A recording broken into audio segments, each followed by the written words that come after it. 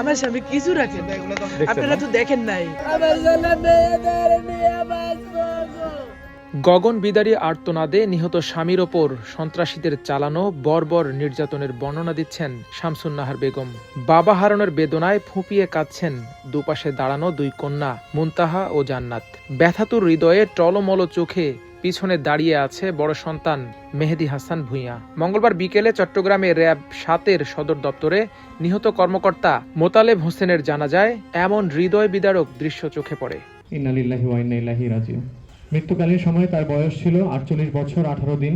চট্টগ্রাম শহর থেকে প্রায় ১২ কিলোমিটার দূরে সীতাকুণ্ডের জঙ্গল সলিমপুর এলাকা। পাহাড় কেটে গড়ে ওঠা ছিন্নমূল জনপদ নামে পরিচিত এই এলাকা দীর্ঘদিন ধরে সশস্ত্র সন্ত্রাসীদের অভয়ারণ্য হিসেবে কুখ্যাত। সোমবার বিকেলে সেখানেই র্যাব ৭-এর প্রতিনিধিত্বকারী বিজিবির নায়েব সুবেদার আব্দুল মোতালেবকে নৃশংসভাবে পিটিয়ে হত্যা করা হয়। স্ত্রীর বক্তব্যে উঠে আসে সেই নৃশংসতার বর্ণনা। আমার স্বামী কিছু রাখেন নাই, এইভাবে মারছে। আমার স্বামীর এই পায়ের পাগুলা সব বেঁকে ফেলছে। অনেক সময় লাগছে, আমার স্বামী মারছে যে অনেক সময় লাগছে। গুলি করছে, নাকুর দিয়েছে পেছন দিয়া, রক্তক্ষরণের পরপরই এরপরে মনে করেন পিটাইছে। পাউডি একবারে বেঁকে ফেলছে, এরকম করে বাঁকা করে ফেলছে। একজন দেশপ্রেমিক হইলে কি তার প্রতি এই অবিচার? এটাই কি দেশের নিয়ম? এই অবিচার হবে? একজন দেশপ্রেমিক হলে, দেশকে ভালোবাসলে, তাহলে কি সৈনিকের চাকরি কেউ করবে না? দেশকে কেউ রক্ষা করবে না? দেশ কি চলে যাবে? দেশ তো রক্ষা করতে হলে তাহলে হাজারো মায়ের ফ্যামিলি এইভাবে স্বামী হারা হইতেইব। একমাত্র ভরসা ও উপার্জনক্ষম মানুষকে হারিয়ে দিশেহারা পুরো পরিবার।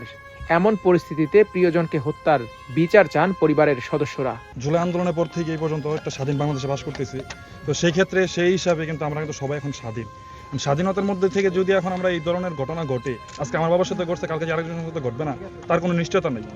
সো আমার একটাই আবদার বা একটাই দাবি যে আমার বাবার এই অনাকাঙ্ক্ষিত ঘটনাটার সুষ্ঠু বিচার চাই।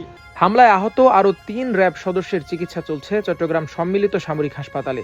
এদের মধ্যে একজনের অবস্থা আশঙ্কাজনক। এমন হামলার ঘটনায় নড়ে চড়ে বসেছে র্যাবের হাইকমান্ড। চট্টগ্রামে ছুটে এসে জঙ্গল সলিমপুরে সন্ত্রাসীদের আস্তানা ভেঙে গুড়িয়ে দেওয়ার হুঁশিয়ারি সংস্থাটির মহাপরিচালকের। এই যে সুবেদার মোতালেব শহীদ হলেন, এর জন্য যারা দায়ী তাদেরকে আমরা আইনের আওতায় নিয়ে আসব। আমরা তাদেরকে জুডিশিয়াস প্রসেসে বিচারিক কার্যক্রমের মাধ্যমে যাতে তাদের সাজা নিশ্চিত হয় সেটি আমরা নিশ্চিত করব যে কোনো মূল্যে। তারা কোনোভাবেই রাষ্ট্রের চেয়ে শক্তিশালী না, এটা আমাদের বুঝতে হবে। তো আমরা হয়তো এতদিন এটা করা হয় নাই, বাট এবার ইনশাল্লাহ আমরা এই সন্ত্রাসীদের যে অভয়াশ্রম এটা নির্মূল করব ইনশাল্লাহ। গত ১৫ মাসে এখানে র্যাব কর্মকর্তা সহ ৫টি খুনের ঘটনা ঘটেছে। তবে বারবার আশ্বাস দিয়েও ব্যর্থ হয়েছে প্রশাসন। গতকালের ঘটনার পর আবারও নড়ে চড়ে বসেছে প্রশাসনের কর্মকর্তারা।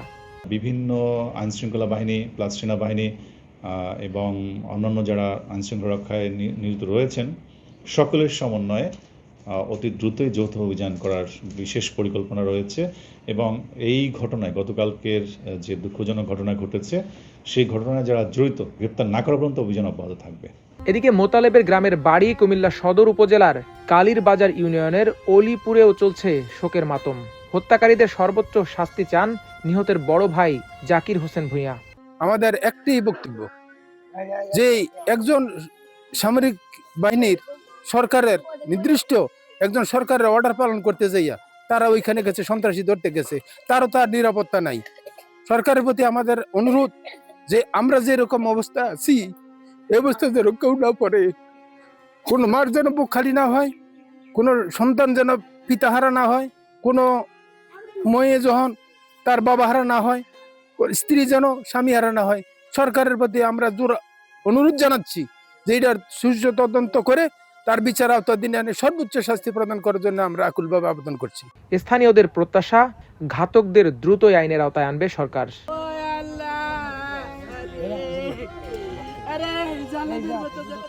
মাল্টিমিডিয়া ডেস্ক, আমার দেশ।